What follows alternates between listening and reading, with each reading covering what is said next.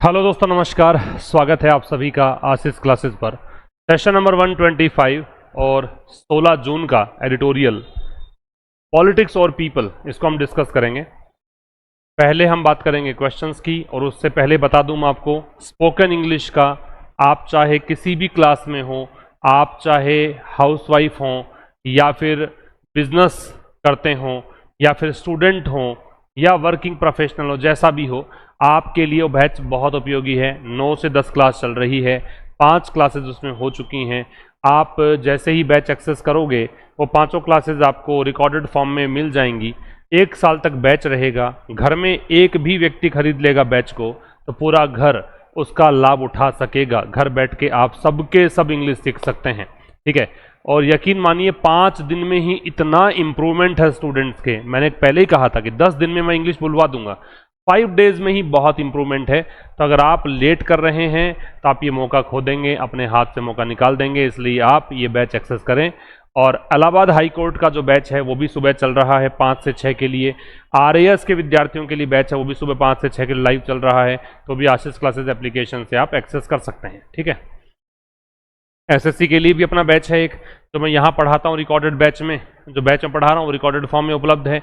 और एक practice batch भी है SSC वाले विद्यार्थियों के लिए। उस प्रैक्टिस बैच में क्या होगा कि आप टेस्ट जो हैं, जो अभी हमारे यहाँ टेस्ट लग रहे हैं पर डे, डेली चैलेंजर के नाम से, उसमें 15 टेस्ट हम ले चुके हैं। 15 टेस्ट आपको अपलोड कर दिए गए हैं उसमें अलग से SSC के प्रैक्टिस बैच के नाम से। 60 नंबर का टेस्ट कल होगा। 50 टेस्ट की वो सीरीज है। 15 वीडियोज अपलोड किए जा चुके हैं। पर डे का एक वीडियो मिल रहा है। संडे ऑफ रहता है, वो भी देखिएगा एक बार आप, है ना। देखो पहला क्वेश्चन करते हैं। The committee have been constituted for assess demographic changes and recommend a time-bound solution on the issue. Committee have been constituted. अब कमिटी जो है बनाई गई है। कॉन्स्टिट्यूट जो होता है वो सेटअप करना होता है। कॉन्स्टिट्यूट का मतलब होता है बनाना, फॉर्म करना, ठीक है। और कमिटी बनाई गई है। कमिटी कितनी बनाई गई है? एक है, तो सीधी सी बात है यहाँ है जाना चाहिए। और किस लिए बनाई गई है? तो चाहे तो आप फॉर के साथ ING लगा दो, या फिर उद्देश्य बताने के लिए कि उद्देश्य क्या है ना। Why was the committee constituted, why से प्रश्न पूछते हो और आंसर आता है तो उसके लिए आप टू के साथ बेस फॉर्म लगा सकते हो। तो यहाँ पे टू असेस हो सकता है। किस लिए बनाई गई है? असेस करने के लिए, इवेल्युएट करने के लिए, मूल्यांकन करने के लिए। किसका? डेमोग्राफिक चेंजेस का, जनसांख्यिकी बदलावों का। एंड रेकमेंड, अब टू के साथ बेस फॉर्म लगाया तो रेकमेंड ठीक है। अगर आप यहाँ पे 4 के साथ ING लगाते तो यहाँ रेकमेंड ही करना पड़ता। कॉन्सेप्ट ऑफ पैरेललिज्म फॉलो करना पड़ता। एंड के पहले जैसा है वैसा एंड के बाद लगाना पड़ता, ठीक है। और रेकमेंड करने के लिए क्या? अ टाइम बाउंड सोल्यूशन, ऐसा सोल्यूशन जो डेडलाइन देकर पूरा करवाया जाए। ऐसा हल कि आप हल तो निकाल दोगे, काम तो हो जाएगा, लेकिन समय के अंदर रह कर वो काम करें, उसको बोलते हैं time bound solution on the issue, इस मुद्दे पर, ठीक है। तो ये 2 गलतियां हैं। सेकंड देखिए, Mr. Shah linked demographic change with national security but also argued that it affects social cohesion and resource distributions. Mr. Shah linked demographic change with national security. देखो लिंक के साथ टू भी आता है और लिंक के साथ विद भी आता है, दोनों ही आ सकते हैं। टू लगता है तब जब फिजिकल कनेक्शन हो। जैसे मान लीजिए कोई केबल आपने जोड़ी हुई है कंप्यूटर से, तो वो लिंक आपने लिंक टू यूज किया जाएगा। अदरवाइज एसोसिएशन है, जुड़ाव है, उसके लिए विद लगाया जाएगा। तो ये एसोसिएशन की बात है, विद ठीक है। तो मिस्टर शाह ने जो जनसांख्यिकी बदलाव हैं उनको नेशनल सिक्योरिटी के साथ जोड़ा। और बट ऑल्सो तब लगता है जब नॉट ओनली हो। तो इसमें केवल ऐसी कोई बात नहीं है कि ना केवल ये किया बल्कि ये भी किया, तब सीधा कर दो एंड ऑल्सो आर्ग्यूड। और इन्होंने ये भी तर्क दिया कि यह प्रभावित करता है। अब प्रभावित करता है, इट अफेक्ट्स आएगा। इफेक्ट तो नाउन है, हालांकि इफेक्ट वर्ब भी होती है। और वो इफेक्ट जो वर्ब होती है उसका मतलब होता है कोज टू हैपन, ब्रिंग अबाउट जिसको बोल सकते हैं। किसी घटना के घटित होने का कारण बनना, उसको हम बोलते हैं इफेक्ट। वो क्रिया हो तब। ये यहाँ पे अफेक्ट, प्रभावित करने की बात है। सोशल कोहेजन का मतलब सामाजिक यूनिटी, सामाजिक एकता। एंड रिसोर्स डिस्ट्रीब्यूशन आएगा, डिस्ट्रीब्यूशन नहीं आएगा। और संसाधनों का वितरण, अब वितरण को बहुवचन नहीं बनाएंगे आप, तो इसलिए डिस्ट्रीब्यूशन। ये कुछ गलतियां थी इसमें। नंबर 3 क्या कह रहा है? देखो नंबर 3 कह रहा है द गवर्नमेंट बिलीव दैट। अब गवर्नमेंट कितनी है? एक है। एक है तो बिलीव आएगा कि बिलीव्स? बिलीव्स आएगा। गवर्नमेंट का विश्वास है कि इलीगल इन्फिल्ट्रेशंस की जो गैरकानूनी तरीके से घुसपैठ होती है, अब ये इन्फिल्ट्रेशंस नहीं आके क्या करोगे, इन्फिल्ट्रेशन, क्योंकि ये प्रोसेस है, गैरकानूनी ढंग से जो इन्फिल्ट्रेशन होता है, घुसपैठ होती है। अब घुसपैठ एक वचन है तो यहां इज आएगा। ये एक प्री मेडिटेटेड कंस्पिरेसी है, ये पहले से प्लान्ड षड्यंत्र है। किसके लिए? अब ये फोर ऑल्टरिंग ठीक है, आप चाहो तो टू ऑल्टर भी कर सकते हो बदलने के लिए, दोनों ही सही है। इंडियाज डेमोग्राफी, भारत की जनसांख्यिकी। डेमोग्राफी समझ गए, किसी स्थान विशेष में, किसी क्षेत्र विशेष में किस प्रकार की जनसंख्या निवास करती है उसको हम बोलते हैं क्या? डेमोग्राफी। अगला देखिए, justice Navalekar said that, justice Navalekar ने कहा कि द पैनल वुड आएगा, यहां पे क्या आएगा? Panel would. जस्टिस नावलेकर, जज जो है नावलेकर, उन्होंने कहा कि पैनल जो है वो फॉर्मुलेट करेगा। ये वुड क्यों लगाया? क्योंकि दैट कंजंक्शन से पहले सेकंड फॉर्म है, तो कंजंक्शन से पहले सेकंड फॉर्म होती है तो पूरा सेंटेंस जाता है पास्ट में, तो विल का हुआ वुड। और वुड मॉडल है तो यहाँ पे फॉर्मुलेट्स नहीं आएगा, क्या आएगा? फॉर्मुलेट। फॉर्मुलेट का मतलब क्या बताया था? फॉर्म करना, बनाना। तो जस्टिस नावलेकर ने कहा कि पैनल जो है वो बनाएगा, क्या बनाएगा? अ सिस्टम, एक सिस्टम बनाएगा। किसके लिए? फॉर कस्टडी, कस्टडी के लिए, एंड डिपोर्टेशन, और किसके लिए? डिपोर्टेशन के लिए। डिपोर्टेशन प्रत्यर्पण होता है, वापस से मतलब एक्सपल्सन कह सकते हो, बाहर निकाल देना कह सकते हो, अपने देश वापस भेज देना कह सकते हो। और डिपोर्टेशन किसका? इन्फिल्ट्रेटर्स का। ये अपोस्ट्रोफी मेरे भाई ये लगता है तब जब आप कोई संबंध बताते हो, संबंध कारक कहलाता है ये। अब संबंध तो है नहीं, अगर संबंध होता तो अपोस्ट्रोफी के बाद में नाउन लगाते, किससे संबंध है, क्या है। ऐसा नहीं है तो फिर हम क्या करेंगे, इसके अंदर इन्फिल्ट्रेटर्स प्लूरल करिए। कई लोगों को आदत होती है, पता नहीं होता कि प्लूरल बना रहे हैं या फिर अपोस्ट्रोफे लगाना है, तो वो थोड़ा गलती हो जाती है, वो गलती नहीं करनी है आपको। नंबर 5, ऑन जून 14, 14 जून को स्विट्जरलैंड हेल्ड एन रेफरेंडम। समझ में आ गया होगा, रेफरेंडम का साउंड देखोगे तो रेफरेंडम में रे दे रखा है, रेफरेंडम, तो एन नहीं आएगा, क्या आएगा? ए आएगा। 14 जून को स्विट्जरलैंड ने एक जनमत करवाया। रेफरेंडम जो होता है इसका मतलब प्लेबिसाइट होता है, पब्लिक वोट होता है, रेफरेंडम जनमत होता है। एंड रिजेक्टेड द प्रपोजल, और प्रपोजल को रिजेक्ट किया। टू कैप, किस लिए? कैप करने के लिए। कैप का मतलब है लिमिट करना, रोकना। इट्स पॉपुलेशन, कैप का मतलब है रोकना। और क्या प्रपोजल रिजेक्ट कर दिया? अपनी जनसंख्या को 10 मिलियन पर रोकने का जो प्रपोजल था उसको रिजेक्ट कर दिया, नकार दिया। ये आपके एरर वाला सेगमेंट पूरा हुआ। अब हम पढ़ते हैं बहुत ही प्रेम से, बहुत ही अच्छे से आज का एडिटोरियल। पेन नोटबुक लेकर बैठो और पूरा कंसंट्रेशन क्लास में रखिए, और जो भी लगे आपकी आत्मा को कि हाँ भाई ये नया है, मैंने जीवन में पहली बार सुना है, उसको नोट करते चलिए। पहला है, देखो क्या कह रहा है ये एडिटोरियल जो है, पॉलिटिक्स और people on India's high level committee on demographic change, ये तो नाम है। ये एडिटोरियल आर्ग्यू करता है, सीधा यहां आ जाइए, ये आर्ग्यू करता है। आर्ग्यू करना मतलब तर्क देता है। क्या तर्क देता है भाई? तर्क देता है कि इंडियाज डेमोग्राफिक गवर्नेंस, की भारत की जनसांख्यिकी जो सिस्टम है, शासन है, इसको गाइड किया जाना चाहिए एविडेंस से। जनसांख्यिकी जो गवर्नेंस है उसको गाइड करना चाहिए, उसको मार्गदर्शित करना चाहिए। किसके द्वारा? एविडेंस के द्वारा, सबूतों के द्वारा, साक्ष्य के द्वारा, प्रैक्टिकलिटी, व्यवहारिकता के द्वारा, एंड पब्लिक वेलफेयर, और लोक कल्याण के द्वारा। किसकी बजाय? रेदर देन तुम्हें कभी भी दिखे तो तुम इसके स्थान पर क्या लगा सकते हो? इंस्टीड ऑफ लगा सकते हो। जहां कहीं भी आपको रेदर देन दिखे वहां पे क्या लगा सकते हो? इंस्टीड ऑफ लगा सकते हो। इसका मतलब क्या होता है? के बावजूद। किसके बावजूद? सॉरी, के बजाय। किसके बजाय? पॉलिटिकल फियर्स और सस्पिशन, राजनीतिक डर और संदेह, राजनीतिक डर और संदेह, इसकी बजाय। ठीक है, तो ये इस एडिटोरियल में चर्चा करेगा एडिटर कि भाई डेमोग्राफिक गवर्नेंस को गाइड किया जाना चाहिए एविडेंस से और प्रैक्टिकलिटी से, पब्लिक वेलफेयर से। किसकी बजाय? राजनीतिक डर या संदेह की बजाय। डाउट नहीं करना है, राजनीतिक डर नहीं दिखाना है, ये सब चीजें हों तो उससे गाइड करो। ये आपकी फर्स्ट स्लाइड है, खुद से पढ़ कर देख लो एक बार, सारे वर्ड्स वगैरह दे रखे हैं आपको।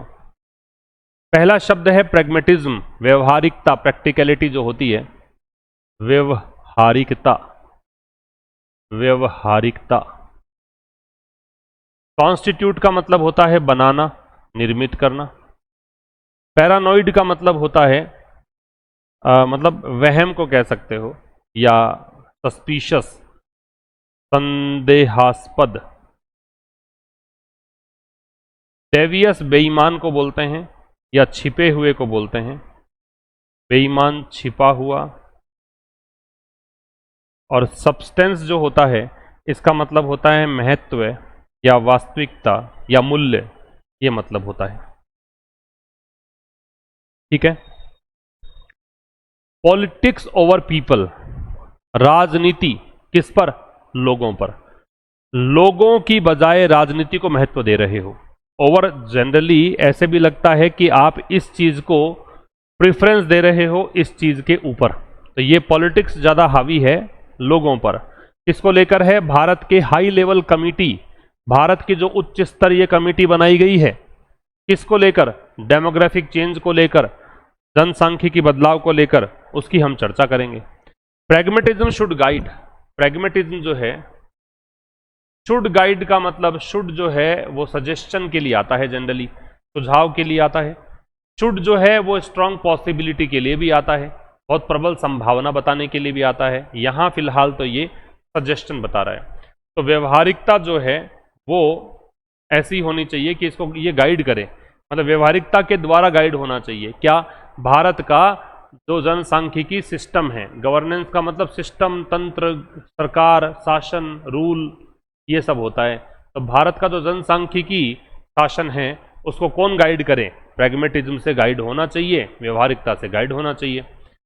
इस स्लाइड में जो कहना चाह रहा है वो समझिए। In constituting a panel to study demographic changes in India, Bharat में जो लोकतांत्रिक जनसांख्यिकी बदलाव है उनका अध्ययन करने के लिए एक आयोग का गठन करने में सेंटर जो है उसको गाइड किया गया था एक पैरानॉइड माइंडसेट से। केंद्र सरकार ने जो ये काम किया है, ये जो समिति बनाई है, ये किस लिए बनाई है? क्योंकि इसका माइंडसेट थोड़ा सा वहम भरा था, इनको वहम था, इनको संदेह था, डाउट था।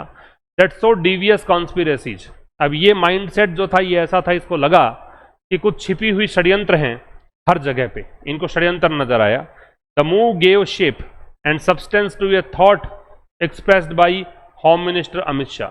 ये जो कदम था इसने आकार दिया, इसने एक ठोस रूप दिया किसको? उस विचार को जो कि एक्सप्रेस किया था होम मिनिस्टर अमित शाह ने। और वो विचार क्या था? Unnatural demographic change. अननेचुरल मतलब अप्राकृतिक रूप से डेमोग्राफिक जो बदलाव आ रहा है, is a very significant challenge. ये बहुत बड़ा एक चुनौती है इसके लिए, प्रेजेंट और फ्यूचर ऑफ एनी नेशन, किसी भी देश के वर्तमान और भविष्य के लिए। समझिएगा, ऐसा करने में एक पैनल बनाया इन्होंने। ये प्रेपोजिशन का प्रभाव है कि आईएनजी लग रहा है, प्रेपोजिशन के बाद हम क्या लगाते हैं?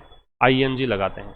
तो ऐसा करने में, कॉन्स्टिट्यूट करने में एक पैनल को, इसलिए ये बता रहा है उद्देश्य, स्टडी करने के लिए। क्या स्टडी करना है? Demographic changes. कहां पर? भारत में। ये आपका एडवर्ब हो गया। इन इंडिया जो है वो क्या हो गया? एडवर्ब। ऐसा करने में केंद्र सरकार जो है उसको गाइड किया गया। ये पैसिव है, और किसका पैसिव है? पास्ट इंडेफिनेट का। सेकंड फॉर्म का पैसिव हम वॉज वर्ब के साथ थर्ड फॉर्म से बनाते हैं। किसके द्वारा गाइडेड था ये? एक पैरानॉइड माइंडसेट से। माइंडसेट नाउन है, पैरानॉइड एडजेक्टिव है। कैसा माइंडसेट? जो डाउट क्रिएट करता हो। माइंडसेट क्या होता है? मनोवृत्ति, मनोदशा, ठीक है, प्रवृत्ति, नजरिया। इसको आप आउटलुक कह सकते हो, एटीट्यूड कह सकते हो। अब ये दैट रिलेटिव प्रोनाउन है। वो माइंडसेट जिसने देखा, क्या देखा भाई? डेवियस कॉन्स्पिरेसीज, ये नाउन है, ये एडजेक्टिव है। इसने देखा षड्यंत्र, और षड्यंत्र कैसे? जो बेईमानीपूर्ण तरीके से किए गए या छिपे हुए ढंग से किए गए, एवरीवेयर, हर जगह पे। द मूव, ये जो कदम था ये सेटअप करने का, है ना, इसको पैनल को, इस मूव ने दिया, क्या दिया? शेप और सब्सटेंस दिया। शेप मतलब आकार दिया, सब्सटेंस मतलब वास्तविक रूप दिया या ठोस रूप दिया। किसको? एक थॉट को। थॉट कौन सी? जो एक्सप्रेस की गई, which was expressed by home minister Amit Shah. Home minister के पहले द क्यों नहीं है? क्योंकि नाम साथ में है। नाम साथ में नहीं होता तो द लगाते। अब वो थॉट क्या थी? वो थॉट ये थी। ये जो है ये कॉलन है, इस साइन को पंक्चुएशन की भाषा में हम क्या बोलते हैं? कोलन। अब ये समझा रहा है अननेचुरल डेमोग्राफिक चेंज कि जो अननेचुरल तरीके से जनसांख्यिकी बदलाव है, क्या आप देखिए नेचुरल तरीके से हो सकता है कि टाइम लगेगा, धीरे धीरे बदलाव होंगे, वो होते ही हैं, लेकिन अननेचुरल तरीके से, असामान्य तरीके से अगर बदलाव हो रहे हैं तो ये क्या है? ये बहुत ही बड़ा चुनौती है। ये नाउन है, ये एडजेक्टिव है, ये बहुत बड़ी चुनौती है। चुनौती किसके सामने है? उसके लिए टू लगेगा, प्रेजेंट और फ्यूचर के लिए। और ये प्रेजेंट फ्यूचर किसके हैं? किसी भी देश के, एनी नेशन, मतलब किसी भी देश के, एनी डिटर्मिनर होता है। ठीक है, आगे चले जाए, ये पढ़िए, देखिए आप। करेक्टराइज का मतलब होता है चित्रित करना, वर्णन करना, दर्शाना। इन्फिल्ट्रेशन हमने पढ़ा, घुसपैठ को बोलते हैं। Intrusion, encroachment, penetration. Pre mediated मतलब पूर्व नियोजित, पहले से प्लान्ड। असेस का मतलब होता है मूल्यांकन करना, जांचना, मूल्यांकन करना। ठीक है, देखो, in his independent day address in 2025, 2025 में स्वतंत्रता दिवस की बात है, संबोधित कर रहे थे मोदी जी। और मोदी जी ने एक प्रस्ताव का घोषणा करी। और घोषणा कैसे करी? इन्होंने कहा कि भाई जो गैरकानूनी घुसपैठ है उसको उन्होंने कहा कि ये पूर्व नियोजित, पहले से प्लान की हुई षड्यंत्र है। और षड्यंत्र किसके लिए है? भारत की जनसांख्यिकी को बदलने के लिए। अब कमेटी जिसकी अध्यक्षता की सेवानिवृत्त सुप्रीम कोर्ट के जज पीपी नावलेकर ने, अब ये कमेटी का उद्देश्य क्या है? ये मूल्यांकन करेगी, जांचेगी डेमोग्राफिक चेंजेस को, और क्या करेगी? जो एबनॉर्मल तरीके से, असामान्य तरीके से जनसंख्या में बदलाव आ रहे हैं उसके पैटर्न को जांच करेगी, और किस बीच ये बदलाव आ रहे हैं, धार्मिक और सामाजिक समुदायों में। और ये रेकमेंड करेगी, सिफारिश करेगी अ टाइम बाउंड सोल्यूशन की, सोल्यूशन निकालिए, और एक समय सीमा दी जाएगी, उसी में सोल्यूशन निकालिए। अब समझना, अपने इस भाषण में प्रेपोजिशनल फ्रेज है भैया, अपने इंडिपेंडेंस डे के भाषण में, संबोधन में, एड्रेस का मतलब संबोधन, prime minister Narendra Modi subject दे नहीं आ रहा। क्यों नहीं आ रहा? क्यों नहीं आ रहा? क्योंकि यहां पे दे लगा देंगे तो मोदी जी जो हैं इनको हटाना पड़ेगा, और मोदी जी को नहीं हटाएं तो दे को हटाना पड़ेगा। मतलब जैसे होम मिनिस्टर अमित शाह में हुआ, वैसा यहां हुआ कि दे लगाओगे तो आपको नाम हटाना पड़ता है। अब मोदी जी ने क्या किया? अनाउंस किया। क्या अनाउंस किया? एक प्रपोजल अनाउंस किया। ये सीधा इसका ऑब्जेक्ट हो गया। ऑब्जेक्ट निकलता कैसे है? ऑब्जेक्ट बड़े तरीके से निकलता है, मैन वर्ब निकालते हैं। मैन वर्ब से दो प्रश्न पूछते हैं, एक पूछते हैं व्हाट और एक पूछते हैं हाउ। जो भी आंसर निकल के आता है वही ऑब्जेक्ट होता है। तो ये आंसर निकल के आ गया कि क्या अनाउंस किया? एक प्रपोजल। और कैसे किया? तो देखो बीच में ही इसने आईएनजी लगा दिया, और मैं बताता आया हूं कि बीच में ही ऐसे आईएनजी लगा दें तो इसका मतलब वो क्या है? प्रेजेंट पार्टिसिपल है। ऐसा करते हुए, क्या करते हुए? चित्रित करते हुए, डिफाइन करते हुए गैर कानूनी या अवैध घुसपैठ को किस रूप में, जब एज का मतलब होता है के रूप में, तो इसको हम प्रेपोजिशन बोलते हैं। किस रूप में? एक प्री मेडिटेटेड कॉन्स्पिरेसी के रूप में, एक ऐसे षड्यंत्र के रूप में जो पहले से ही नियोजित है। किस लिए? ऑल्टर करने के लिए, बदलने के लिए। किसको? भारत की जनसांख्यिकी को। अब कमिटी कौन सी? बीच में इसने ये सब बातें कर ली। वो कमिटी जिसकी अध्यक्षता की गई सेवानिवृत्त सुप्रीम कोर्ट के जज जस्टिस पीपी नावलेकर के द्वारा। अब ये जो कमिटी है वो क्या है? वो किस लिए है? वो असेस करने के लिए है, मूल्यांकन करने के लिए। किस किस को? एक तो डेमोग्राफिक चेंज को, दूसरा क्या काम है? पैटर्न्स एग्जामिन करेगी एबनॉर्मल पॉपुलेशन शिफ्ट का, जो है सामान्य तरीके से जनसंख्या में बदलाव आ रहा है उस पैटर्न का। और ये पैटर्न किसमें देखेगी? जो भी रिलीजियस और सोशल कम्युनिटीज है उनमें। और तीसरा काम क्या है? रेकमेंड करना। क्या? टाइम बाउंड सोल्यूशन, मतलब डेडलाइन बेस्ड सोल्यूशन। एक डेडलाइन दी जाएगी, उसी में हल निकालना होगा। ठीक है, ये पढ़ लीजिए। सॉवरेनिटी, ये स्पेलिंग बहुत इंपॉर्टेंट है, SOVER, सोवर, SOVER, सोवर। ठीक है, एक तो ये ध्यान रखो। लास्ट में NTY आएगा, ये ध्यान रखो। SOVER, लास्ट में क्या आएगा, NTY आएगा। बीच वाली कहानी याद रखिए, क्या है, EIG। जो EIGHT होता है वो वाला EIG, बस ये ध्यान रखो, NTY आएगा। EIGHT आप थोड़ा देखोगे ध्यान से तो ये EIGHT के जैसा ही है, ये H बन गया है ना, H की जगह N है। SOVER, EIGHT की जगह क्या करोगे, NT और Y लगा दो, सॉवर्निटी। सॉवर्निटी का मतलब होता है आज़ादी, स्वतंत्रता, स्वायत्ता, संप्रभुता। संप्रभुता सुना होगा आपने इसका, खुद की अधीनता। प्रोफाउंड का मतलब होता है गहरा। कहेजन का मतलब होता है एकता। और डिपोर्टेशन जो शब्द है इसका मतलब होता है प्रत्यर्पण। प्रत्यर्पण, ठीक है। अब देखिए, mister Shah linked demographic changes. Mister Shah ने जो लोकतांत्रिक बदलाव है इनको जोड़ा ना केवल संप्रभुता से बल्कि राष्ट्रीय सुरक्षा से और कानून व्यवस्था से। Profound changes in social structure, इन्होंने जोड़ा कि जो सोशल स्ट्रक्चर में बहुत बड़ा बदलाव हो रहा है उससे, और जो जनजातीय समाज है उसके प्रिजर्वेशन से, उसके संरक्षण से। अकॉर्डिंग टू द गवर्नमेंट, सरकार के अनुसार, डेमोग्राफिक शिफ्ट्स हैव अफेक्टेड, जो लोग जनसांख्यिकी बदलाव हुए हैं उन्होंने लोक सेवा जो है उसके डिलीवरी, मतलब लोगों की सेवा संबंधित जो भी काम होते हैं उनको प्रभावित किया है। लोकल गवर्नेंस, स्थानीय शासन को प्रभावित किया है। रिसोर्स डिस्ट्रीब्यूशन, संसाधन वितरण को प्रभावित किया है। और सामाजिक एकता को प्रभावित किया है। And justice Navalekar has said, और जस्टिस नावलेकर ने कहा है कि पैनल जो है वो बनाएगा एक सिस्टम, किसके लिए, कस्टडी और डिपोर्टेशन इन्फिल्ट्रेटर्स, घुसपैठियों को कैसे हिरासत में लेना है और कैसे उनको देश से निकालना है ऐसा सिस्टम बनाएगा।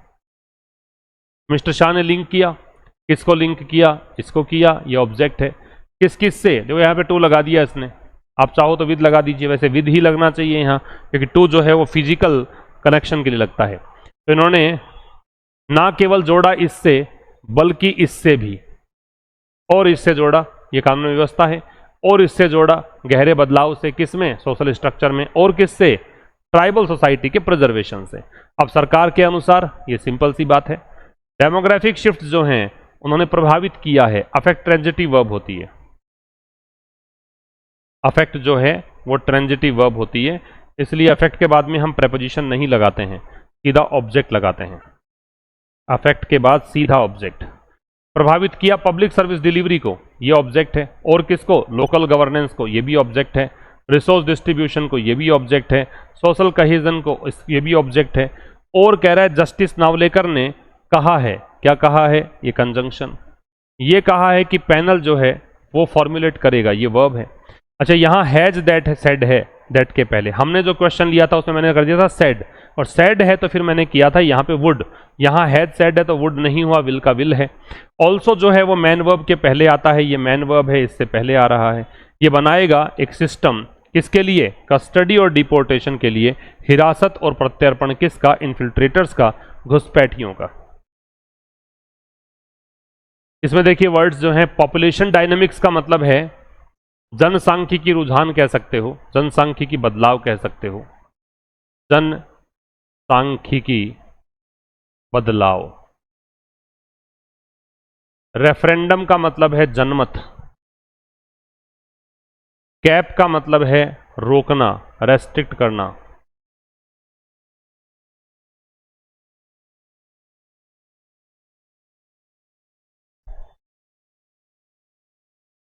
देखो, it is Indeed true that the management of population dynamics is a की इंस्ट्रूमेंट ऑफ गवर्नेंस। ये वास्तव में सच है कि जो मैनेजमेंट है पॉपुलेशन डायनामिक्स का, जो जनसांख्यिकी बदलाव का प्रबंधन है, वो महत्वपूर्ण हथियार है शासन का, महत्वपूर्ण एक मीडियम है शासन का। 14 जून को स्विट्जरलैंड ने एक जनमत करवाया और प्रपोजल रिजेक्ट किया, क्या करने का, देश की जनसंख्या को 10 मिलियन पे रोकने का। It is Indeed true, it subject है, ये वर्ब है, इंडीड एडवर्ब है, ये एडजेक्टिव है। ये समझ लो, ये लिंकिंग वर्ब है, लिंकिंग वर्ब का कॉम्प्लीमेंट ये है, और कॉम्प्लीमेंट नाउन प्रोनाउन ये एडजेक्टिव होता है, और एडजेक्टिव का मॉडिफायर एडवर्ब होता है, तो ये एडवर्ब है। और ये क्या कहा इसने, ये सच है कि जो मैनेजमेंट है किसका, पॉपुलेशन डायनेमिक्स का, वो क्या है, एक महत्वपूर्ण इंस्ट्रूमेंट है गवर्नेंस का। 14 जून को स्विट्जरलैंड ने होल्ड किया एक रेफरेंडम, ये ऑब्जेक्ट आ गया, और रिजेक्ट कर दिया एक प्रस्ताव क्या करने का, कैप करने का, रोकने का। किसको? देश की जनसंख्या को। कहां पर रोकना? कैप के साथ में एट लगता है। एक कैप वैसे ही काम करता है जैसे पैग काम करता है। पैग का मतलब ही रोकना होता है, कैप का भी रोकना होता है। कहां रोकना है? तो पैग एट, कैप एट, यहां रोकना है। ठीक है, अब देखिए मैच द कॉलम। गवर्नेंस का मतलब क्या है? Administration system. रेफरेंडम का जनमत, पब्लिक वोट। डायनामिक्स का मतलब होता है पॉपुलेशन ट्रेंड्स। प्रपोजल का सजेशन, रिजेक्ट का रिफ्यूज। अब क्वेश्चंस की बारी है, तो देखिए पहला, इन्फिल्ट्रेशन का सिनोनिम क्या है? इन्फिल्ट्रेशन का एनक्रोचमेंट है, अतिक्रमण है, घुसपैठ है, यही है। सैंक्टिफिकेशन पवित्रीकरण को बोलते हैं, ये एकीकरण को बोलते हैं, ये खतरे की जगह को खाली करवाने को बोलते हैं, ये पलायन होता है। डेवियस का करेक्टली कैसे यूज किया गया है? कौन से में किया गया? डेवियस क्या होता है? अंडरहैंड को बोलते हैं, कनिंग को बोलते हैं, डिसऑनेस्ट को बोलते हैं। तो the saint lived a purely devious life of meditation honesty, नहीं तो उल्टा बता रहा है। The politician use devious methods to manipulate the election trends, यही हो जाएगा कि जो इलेक्शन ट्रेंड थे, चुनावी रुझान थे, उनको बदलने के लिए पॉलिटिशियन ने एकदम क्या कह सकते हो, हिडन या फिर बेईमानीपूर्ण तरीकों का उपयोग किया। The newly formed committee was set up to, क्या करने के लिए, किस लिए बनाई गई? असेस करने के लिए। तो या तो ये आएगा या ये आएगा, ये है मूल्यांकन करना, जांचना। बट जर्नलिस्ट वर डिनाइड, लेकिन जर्नलिस्ट को डिनाइड किया गया एक्सेस, उनको एक्सेस नहीं दिया फाइनल रिपोर्ट का, मतलब उनको नहीं पहुंचाई रिपोर्ट। तो एक्सेस कौन सा है? ये वाला, ACCESS, ये आंसर आ जाएगा। ये एक्सेस तो अति होता है, ज्यादा होता है। इनकरेक्टली कहां पे यूज हुआ है? Pre meditated. इनकरेक्टली यूज कहां हुआ है? तो the defence lawyer argued that the brutal attack was heavily pre meditated, कि ब्रूटल अटैक जो था, वायलेंट अटैक था, उसको पहले से सोचा गया था, ये तो सही है। प्री मेडिटेटेड मर्डर शॉक्ड, ये भी सही है। His premeditated stumble on the stairs, ये नहीं हो सकता कि वो स्टेयर पर लड़खड़ाया और लड़खड़ाने के लिए भी उसने योजना बनाई हो, ये नहीं हो सकता। तो आपका आंसर सी हो जाएगा। फिर कह रहा है कि in the editorial phrase rejected a proposal to cap the country's population, what does the word cap imply? cap का रोकना है, तो put a strict upper limit और restriction on। ये भाई ये तुम खुद ही कर लेना, देख लेना। according to the editorial, what specifically did Prime Minister Narendra Modi characterize as a premeditated conspiracy? Modi ji ने क्या स्पेसिफिकली मतलब बताया था पूर्व नियोजित कॉन्स्पिरेसी के बारे में? क्या कहा था? The push for a national wide referendum, the failure, ये भाई इस तरह से अपने आप हो गया, सॉफ्टवेयर से ही हो गया ये।